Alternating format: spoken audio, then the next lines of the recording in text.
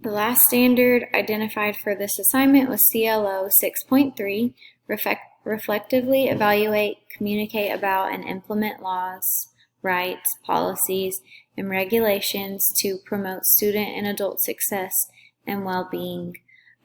This one could go either local government or state government, but I went with state just because in the state of Kansas, I know they are regularly evaluating student data and test scores, and decisions are made and they're data driven, and new policies are implemented, schools are supported based on students being successful and teachers having the tools in their hands that they need.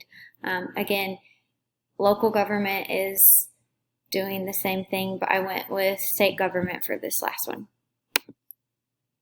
For our standard correlation, I said this assignment correlated with the standards for this module because we learned about many variables that leaders need to be aware of when making decisions for students.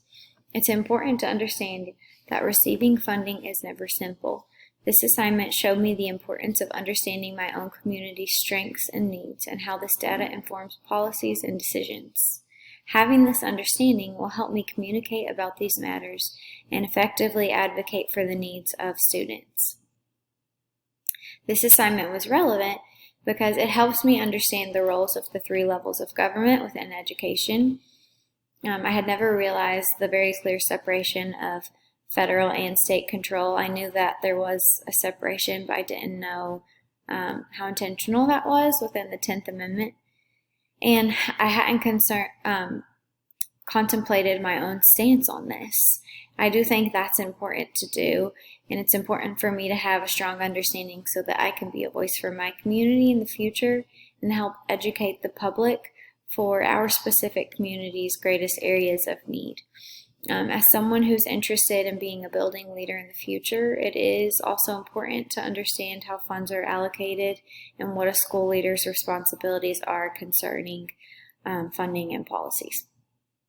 Last, for my reflection, I believe this assignment helps me realize that as a teacher currently, I have the greatest insight of all about what my students need. While we are required to follow policies, we also have an opportunity to be the ones who provide equity and support where it's lacking. And as a future school leader, I want to keep this in mind and help inspire my staff of that same reality. I want to help motivate them to offer differentiation and give each student under their care the best chance possible they have to being successful.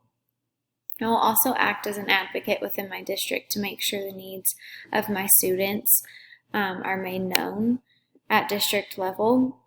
And I will also act as an advocate to make sure that the community can raise funds if they're needed, if we lack resources to help make student success more achievable. Here are my references. And thank you for watching. I'm really excited for the rest of this course.